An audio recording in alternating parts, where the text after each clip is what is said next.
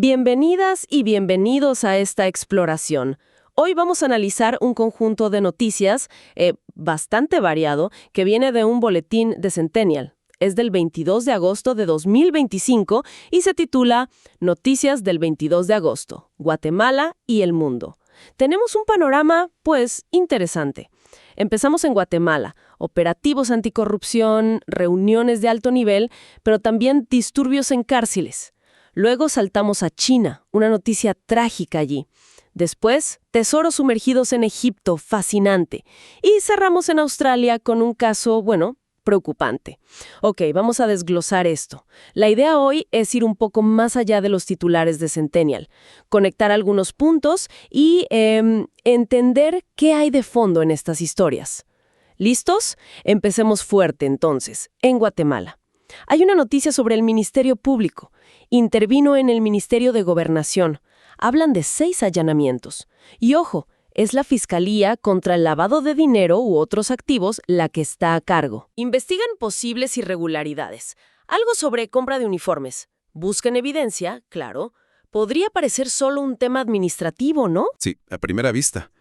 Pero que entre la Fiscalía de Lavado, eso cambia la perspectiva. Exacto. ¿Llama la atención? Muchísimo. Porque ya no hablamos solo de, digamos, errores en una licitación o sobreprecios, que ya sería grave, ¿eh? La implicación de lavado de dinero sugiere que, las autoridades sospechan de algo más complejo. Quizás redes de corrupción más estructuradas. O sea, usar contratos públicos para blanquear capitales. Podría ser. O empresas fachada, por ejemplo, para mover dinero ilícito a través del sistema estatal. Es una hipótesis, claro, pero la Fiscalía Especializada apunta en esa dirección. Entiendo. Entonces, podría ser solo la punta de un iceberg. Algo más grande sobre manejo de fondos públicos o incluso legitimación de dinero criminal. Es una posibilidad real. La investigación lo dirá. Pero la participación de esta fiscalía es una señal. Señal de que se investigan delitos financieros serios, más allá de la corrupción administrativa simple. El foco está en el origen y el destino del dinero. Es un indicador importante, sin duda, sobre los esfuerzos y también los desafíos, ¿no?, de la transparencia y la rendición de cuentas en Guatemala. Habrá que ver qué encuentran en esos allanamientos y quiénes podrían estar implicados. Muy interesante cómo un detalle, el nombre de la fiscalía, le da otra dimensión. Sigamos en Guatemala. El presidente Bernardo Arévalo se reunió con Rick Crawford. Él es congresista estadounidense. El tema central, según informa Centennial, fue infraestructura. Quieren impulsar iniciativas conjuntas, pero también hablaron de seguridad, desarrollo económico y migración ilegal. Una agenda bastante completa. Sí, muy completa. Y si ves los temas juntos, confirman la naturaleza, digamos, multifacética de la relación Guatemala-Estados Unidos. La infraestructura es clave, claro. No solo carreteras y puertos, supongo. Exacto. Es una palanca para el desarrollo económico. Y el interés de EU ahí puede tener varias capas. Facilitar comercio, oportunidades para sus empresas. Y sí, también como estrategia a largo plazo para las causas económicas de la migración. Ah, claro. Invertir en infraestructura para que la gente tenga más opciones en sus comunidades. Además del beneficio económico directo. Precisamente, buscar crear condiciones para que migrar no sea la única salida para tantos. Y los temas de seguridad y migración ilegal son constantes, prioritarios para Estados Unidos en la región. Ahora, lo crucial será ver qué significa eso de impulsar iniciativas conjuntas. ¿En qué se traduce? Proyectos concretos, financiamiento, asistencia técnica. Pero la situación en Guatemala se complica con otra noticia. Aquí la cosa se pone tensa. El boletín de Sentinel confirma motines en 2 cárceles. Pavoncito, en Fraijanes, cerca de la capital, y El Boquerón, en Santa Rosa. La causa oficial, según Gobernación, el mismo Ministerio de los Allanamientos, y la PNC, es el descontento de los reclusos. ¿Por qué? Por el traslado reciente de líderes del Barrio 18 y la Mara Salvatrucha. Los movieron a otra prisión, Renovación 1. Y esto nos lleva de cabeza a la cuestión del control. El control real dentro del sistema penitenciario guatemalteco.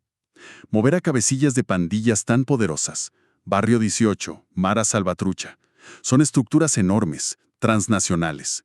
Con mucha influencia dentro y fuera de las cárceles, ¿no? Muchísima. en Guatemala y en toda la región. Entonces, moverlos es una operación de altísimo riesgo. Siempre puede haber una reacción violenta. Y estos motines, simultáneos en 2 prisiones, lo demuestran dramáticamente. ¿Qué nos dice esto sobre la capacidad de estas pandillas? Porque organizar motines así, coordinados, en distintos lugares, sugiere que siguen muy organizados, ¿no? Incluso presos. Exactamente. Eso evidencia varias cosas, y todas preocupantes. Primero, que mantienen mando y comunicación operativos tras las rejas. Segundo, que pueden movilizar a muchos reclusos para desafiar a la autoridad. Y tercero, subraya la dificultad enorme que enfrenta el Estado, no solo para mantener el orden físico, con prisiones superpobladas y pocos recursos, sino para disputarles el poder a estas organizaciones desde adentro. Claro. El traslado buscaba, seguramente, desarticular ese poder, pero la reacción inmediata muestra qué tan fuerte es. Es una lucha constante por la autoridad en un entorno muy volátil, muy peligroso. Una situación complejísima. Bueno, dejamos Centroamérica, cruzamos el océano, vamos a China. Una noticia lamentable, también de Centennial. El colapso de un puente. Estaba en construcción sobre el río Amarillo, esto en la provincia de Qinghai, al oeste de China. Las cifras son terribles. Al menos 12 trabajadores muertos. Uf. Y 4 personas siguen desaparecidas. La causa inicial que se menciona, la falla de un cable de acero. Un cable clave en la estructura. Qué tragedia. Y sí, pone el foco inevitablemente en la seguridad. La seguridad en las grandes obras de infraestructura. China ha tenido un desarrollo infraestructural, masivo, a una velocidad increíble. Cierto. Pero incidentes como este son un recordatorio sombrío de los riesgos. La falla de un componente crítico, un cable de soporte, por ejemplo, puede causar un colapso en cascada, con consecuencias devastadoras, como se ve aquí. Y la respuesta, fue masiva también. El informe habla de una operación de rescate con más de 800 personas, docenas de vehículos. Sí, la escala de la respuesta de emergencia en China suele ser así, muy grande, muy rápida. Refleja la capacidad de movilización del Estado. Pero, más allá del rescate, esto seguro va a provocar investigaciones. Áreas de construcción, me imagino. Exacto. Calidad de materiales, ese cable de acero estará bajo la lupa y protocolos de seguridad. No es un problema solo de China, ¿eh? La ingeniería a gran escala siempre tiene riesgos. Pero a veces la velocidad del desarrollo presiona los controles de calidad y seguridad. Es un equilibrio delicado. Y lamentablemente a veces se rompe. Un recordatorio trágico, sin duda. Cambiemos totalmente de escenario. Y de ánimo, viajamos ahora a Egipto, a la bahía de Abu Qir, cerca de Alejandría. Aquí Centennial nos trae noticias fascinantes. Arqueólogos recuperaron artefactos de más de 2000 años. Imagínate sacar eso del agua. Hablan de estatuas, monedas romanas, esfinges, figuras de mármol. Espectacular, de verdad. Pertenecen a ciudades sumergidas legendarias, Canopo y Tonis Heracleons. Es que lo extraordinario de la arqueología submarina, sobre todo en sitios como Abu Qir, es cómo el agua puede preservar las cosas, bajo ciertas condiciones, claro. Sedimentos. Conserva mejor que en tierra. A veces sí, el oxígeno es limitado, hay menos perturbación humana. Entonces, a veces encuentras materiales orgánicos, madera, contextos arqueológicos casi intactos. Como cápsulas del tiempo. ¡Wow! O sea que el agua que las hundió, de algún modo las protegió. ¿Y qué nos cuentan estos hallazgos sobre Canopo y Tonis Heracleion? Muchísimo. No eran ciudades pequeñas. Tonis Heracleion en particular era el puerto principal de entrada a Egipto para el comercio griego, antes de Alejandría. Era un centro comercial y religioso muy importante, muy vibrante. Ajá. Los hallazgos, estatuas, templos sumergidos, restos de puertos, monedas, nos dan una visión directa de la vida económica, las prácticas religiosas, esa mezcla de dioses egipcios y griegos, las rutas comerciales que conectaban Egipto con el Mediterráneo. En la época ptolemaica, la de Cleopatra, y la romana, cada pieza es parte del rompecabezas. Nos ayuda a reconstruir esa vida antigua. Exacto. Es una conexión tangible, emocionante, con nuestro pasado. Increíble cómo el mar guarda esos secretos. Bueno, y para terminar nuestro recorrido de hoy, volvemos a una nota más sombría. Esta vez desde Melbourne, Australia. El boletín de Centennial informa sobre un médico en formación, un joven de 28 años, Ryan Chow. Fue liberado bajo fianza, pero está acusado de algo muy grave.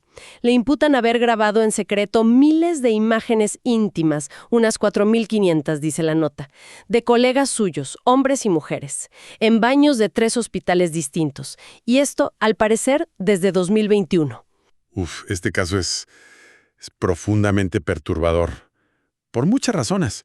Primero, la escala, la naturaleza sistemática de lo que se alega. Grabar a colegas en un baño, un espacio tan privado, y hacerlo repetidamente, en varios lugares de trabajo, durante años. Sugiere una conducta terrible. Depredadora, ¿sí? Y una violación flagrante de la confianza, de la privacidad. Y en un hospital, que se supone es un lugar de seguridad, de respeto, de cuidado. Exacto, esa contradicción es enorme. Un lugar de sanación convertido en escenario de esta presunta vulneración masiva. Precisamente. Segundo, plantea cuestiones muy serias sobre el abuso de la tecnología. Hoy es relativamente fácil usar dispositivos pequeños, discretos, para grabar sin que nadie se dé cuenta. Cierto. Este caso es un ejemplo extremo de cómo esa tecnología se puede usar para fines ilícitos, dañinos, violando la intimidad más básica. Y tercero, las consecuencias. Casi 500 cargos se enfrenta. 500 cargos. Indica la gravedad y la multiplicidad de los presuntos delitos. Podría enfrentar cárcel, claro, pero también perder su carrera médica y ser deportado porque parece que no es ciudadano australiano. Las condiciones de la fianza, entregar pasaporte, vivir con sus padres, reflejan la seriedad del caso. Y no podemos olvidar el impacto en las víctimas, sus colegas. Descubrir que te han violado la privacidad así, en tu trabajo, debe ser devastador. Absolutamente. El impacto psicológico, la inseguridad, la confianza rota en el entorno laboral, son heridas profundas difíciles de sanar. Este caso toca fibras muy sensibles. Ética profesional, seguridad laboral en la era digital, las consecuencias del abuso tecnológico. Sin duda. Bueno, hemos cubierto bastante terreno hoy, gracias a este boletín de Centennial. Entonces, ¿qué podemos sacar de todo esto? ¿Cuál es el panorama general que nos deja esta colección de noticias? Pues mira, creo que lo que vemos es un microcosmos, bastante representativo de las complejidades, las contradicciones del mundo actual, ¿no? Por un lado, los esfuerzos por gobernar, por construir, por relacionarse internacionalmente, como las noticias de Guatemala, la investigación anticorrupción, la reunión con EUEU. Son los mecanismos de la sociedad intentando funcionar, mejorar. Ajá. Por otro lado, vemos la fragilidad inherente a nuestros sistemas, a nuestras construcciones, ya sea la seguridad en las cárceles de Guatemala o la integridad de un puente en China. Y junto a eso, la maravilla del descubrimiento, como en Egipto, que nos conecta con la profundidad de la historia. Exacto. Esa capacidad de asombro, de aprender del pasado, coexiste con las realidades más crudas del presente. Y finalmente, el factor humano, en su expresión más oscura, como en el caso de Australia, nos recuerda las fallas éticas individuales, los nuevos desafíos de la tecnología. Es esa mezcla constante, ¿no? Sí, de progreso, retroceso, descubrimiento, conflicto, dilemas éticos. Eso define nuestra época. El boletín de Centennial, al cubrir temas tan dispares, nos da una instantánea de esa complejidad. Una instantánea que nos obliga a pensar. Y quizás, para dejar algo resonando, podríamos preguntarnos, en el caso de los motines en Guatemala, más allá de la respuesta inmediata, ¿cuáles son las estrategias a largo plazo que de verdad pueden disminuir el poder de las pandillas en las cárceles, sin generar estas crisis constantes? ¿O basta con mover a los líderes? Es una pregunta fundamental, sí. ¿Se atacan solo los síntomas o las causas profundas? El control territorial y económico que ejercen desde la prisión. Y conectando con el caso australiano, podríamos reflexionar. En un mundo donde la tecnología facilita tanto la conexión como la transgresión, ¿cómo construimos y mantenemos culturas de confianza y seguridad reales? Especialmente en entornos como los hospitales. ¿Qué responsabilidad tienen las instituciones? ¿Y qué responsabilidad tenemos como individuos también, no? Preguntas importantes que van más allá de la noticia del día. Son reflexiones para seguir explorando. Si esta recopilación y este análisis de las noticias de Centennial le ha parecido interesante o útil, le invitamos a compartir sus impresiones o comentarios. Puede hacerlo contactándonos al número 440-07-843. Valoramos mucho su perspectiva. Gracias por acompañarnos en esta exploración.